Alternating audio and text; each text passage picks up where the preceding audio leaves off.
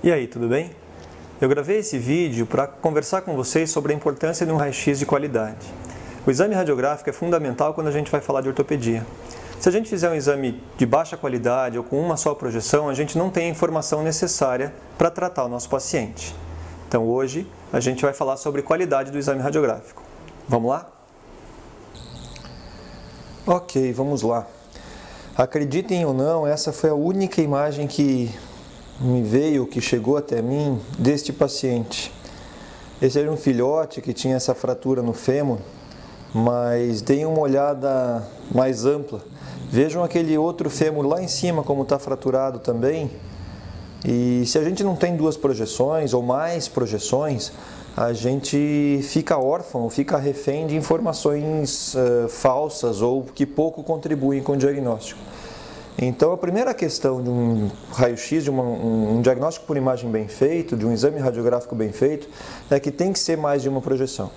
Além da qualidade da imagem ser importantíssimo, como a gente vê, a gente quase não tem definição aqui nesse exame, mais de uma projeção sempre é muito importante. Vamos ver outro caso? Dá uma olhada nesse paciente aqui, o que a gente consegue concluir? Ele tem uma fratura de tíbia, ok, só que eu não consigo visualizar absolutamente mais nada. Nem sequer o membro inteiro eu consigo visualizar, nem sequer o osso inteiro que está fraturado eu estou visualizando. E essa novamente foi a única radiografia desse paciente, o único exame radiográfico desse paciente. Então eu volto a frisar, sempre mais de uma projeção e ter qualidade nas imagens, isso é fundamental. Olha esse caso. Paciente jovem com uma fratura de fêmur, mas quem me garante que esse paciente não tem uma fratura de colo de fêmur também? Ou não tem uma luxação da cabeça do fêmur?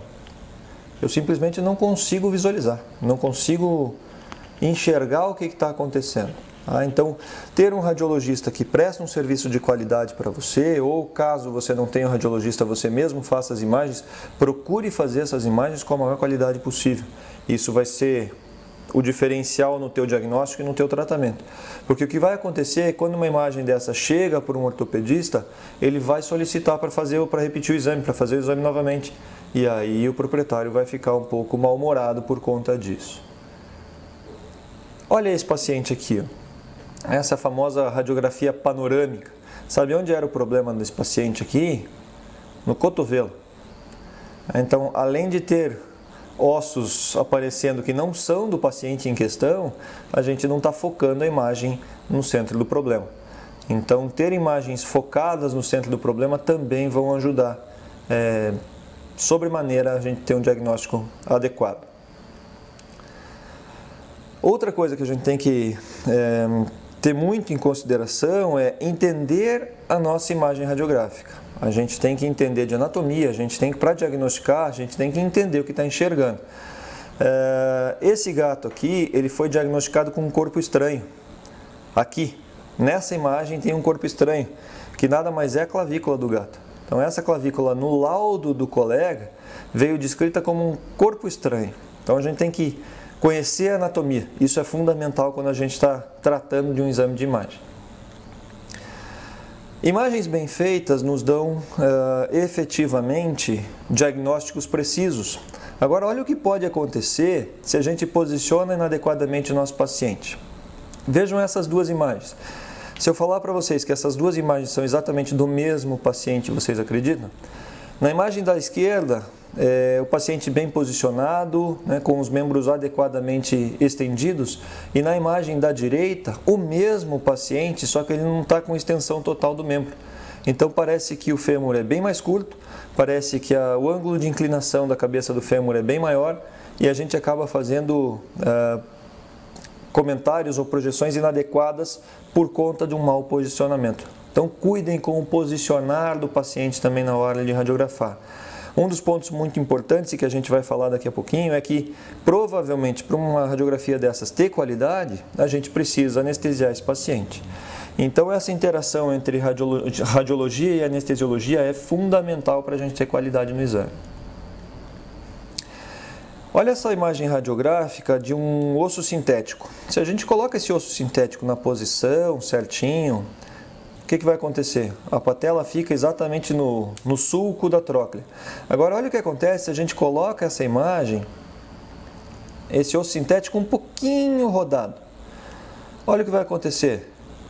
A patela sai ou parece que está fora do sulco da troca. Então eu vejo muitas imagens sugestivas de luxação de patela, em que na verdade são oriundas de mau posicionamento do paciente na mesa.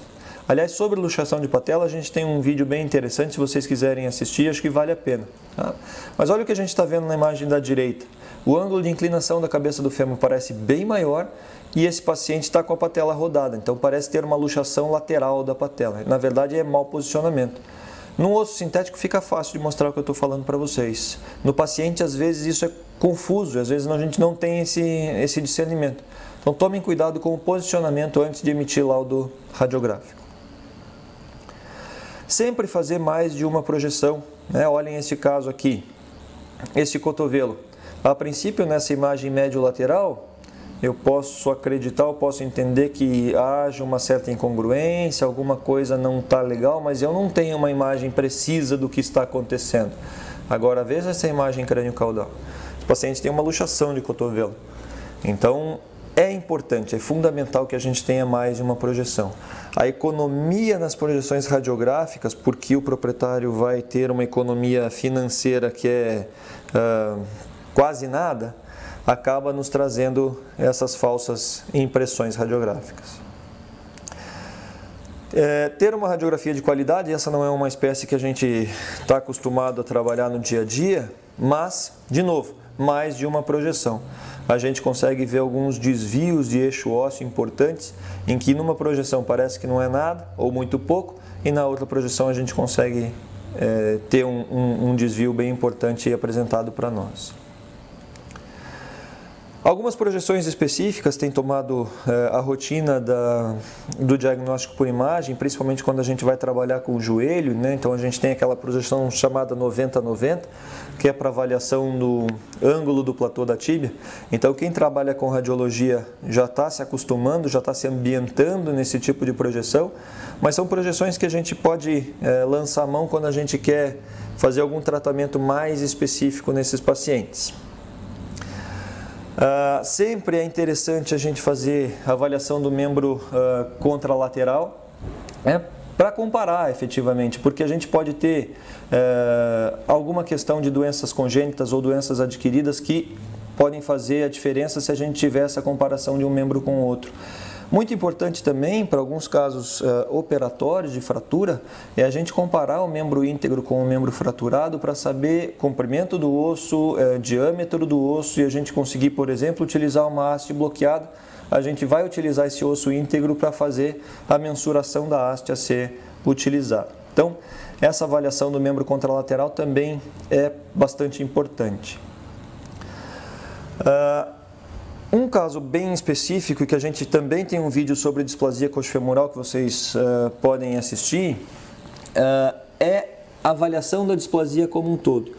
Muitas vezes a gente faz só uma projeção ou só uma imagem ventrodorsal para avaliar a displasia e a gente esquece de fazer a projeção lateral. Acontece que quase 50% dos pacientes que têm displasia coxofemoral cursam simultaneamente com instabilidade lombosacra, ou também conhecida como síndrome da cauda equina. Então é fundamental que a gente faça o exame radiográfico em projeção ventrodorsal para avaliar a displasia, mas que também faça a avaliação da coluna lombosacra, porque o tratamento da displasia coxofemoral, ele difere do tratamento da instabilidade lombosacra. Só que os sinais clínicos são muito semelhantes. Então o que acontece é que muitas vezes a gente lança a mão de um tratamento para a displasia coxofemoral e a gente não tem sucesso porque a gente está dando um diagnóstico insuficiente. E para terminar, eu gostaria de mostrar para vocês as projeções sob estresse. O que acontece? Algumas lesões, aqui os ossos do carpo eles são particularmente interessantes para a gente mostrar isso. Algumas lesões são difíceis de ver mesmo em duas projeções. Então esses ossos apresentam muita sobreposição, esses ossos têm uma série de ligamentos que os mantém na posição anatômica e que se a gente não fizer a radiografia sob estresse, a gente não vai estar forçando esses ossos. Então tem algumas lesões de carpo principalmente da fibrocartilagem palmar ou de lesões ligamentares, né, colateral lateral, colateral medial, que a gente não consegue diagnosticar com essas projeções simples. Então a gente acaba lançando mão de radiografia sob estresse para que a gente force essas estruturas, né, esses ligamentos ou essa fibrocartilagem, e aí a gente consiga ter um diagnóstico mais adequado. Então, para resumir esse vídeo, o que eu quero dizer para vocês? O diagnóstico por imagem é fundamental para que nós ortopedistas consigamos trabalhar, mas é mais fundamental ainda que a gente possa confiar no nosso radiologista. Ou seja, ter uma imagem de qualidade, ter uma imagem em pelo menos 2 projeções, ter esta conversa entre radiologista e cirurgião, isso é muito importante para que eles também saibam o que a gente está procurando, o que a gente precisa nas nossas imagens. E mais do que isso, ter a informação das radiografias ou das técnicas radiográficas específicas para cada caso. Eu espero que vocês tenham gostado desse vídeo, que ele sirva para vocês. Certamente, se vocês utilizarem essas ferramentas, vocês vão ter diagnósticos mais precisos e aí os tratamentos de vocês vão ter mais qualidade. Ok? Um grande abraço a todos.